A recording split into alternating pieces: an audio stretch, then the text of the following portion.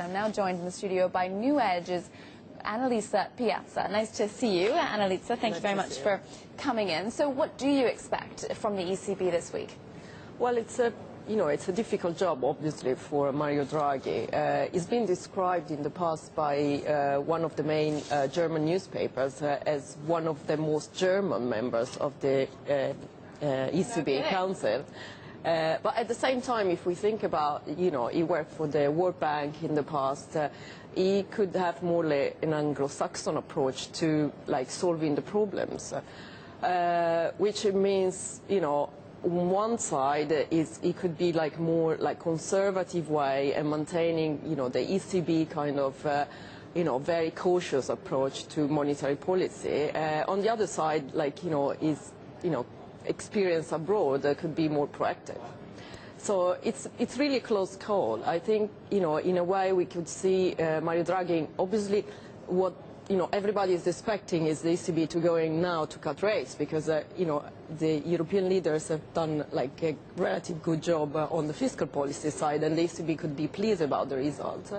But, it depends on what Draghi really wants to tell the markets. If he could rush and prepare the ground for a very big cut, like I would say 50 basis points in December, which is feasible. At the same time, he could be more cautious and saying, okay, we're going to see what the numbers are. There are a lot of economic indicators from here until the end of December or the beginning of December.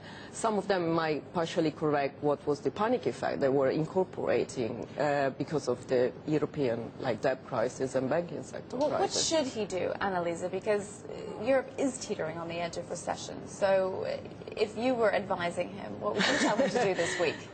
Well, I think, he should just give the sign that at this point the ECB is strong enough to maintain its independence and work alongside the fiscal austerity measures to support the economy.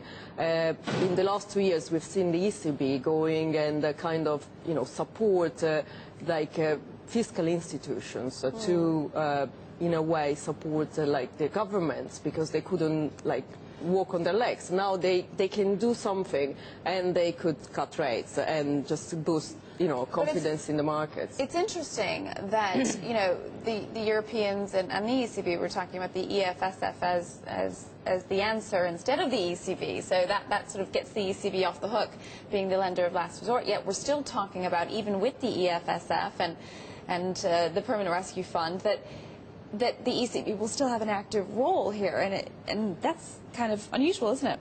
It is quite unusual, but I think what Draghi said clearly before the E summit last week, that the ECB would continue to work on non-standard measures. So he would probably, from this point of view, we can see he's more conservative approach, which is European, real European.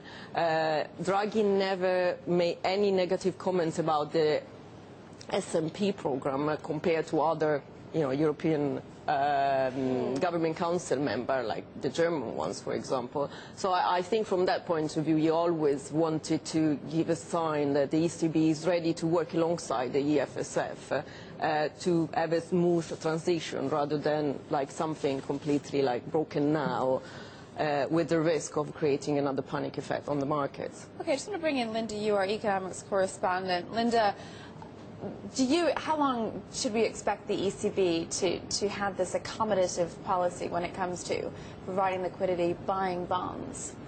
Oh, well, I think it's so long as the euro crisis is ongoing. I don't think they can actually get rid of that role. I suppose the issue really is, will the ECB be different under Mario Draghi in its approach to the euro crisis? Specifically, Trichet was always very clear they won't be a lender of last resort. Now, will that change under Mario Draghi? Annalisa, I'd love to get your take on that. Well, I don't think he's going to change much.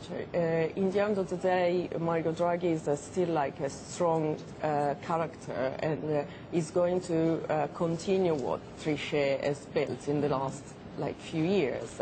They cannot really afford to change at this crucial moment when, you know, the markets are relying on the ECB to continue. I know, like, the ECB has been criticized many times because of being too slow and doing too little. But in the end of the day, they wanted to maintain their separation principle and working, like, on price stability on one side and supporting, you know, the markets, on another side.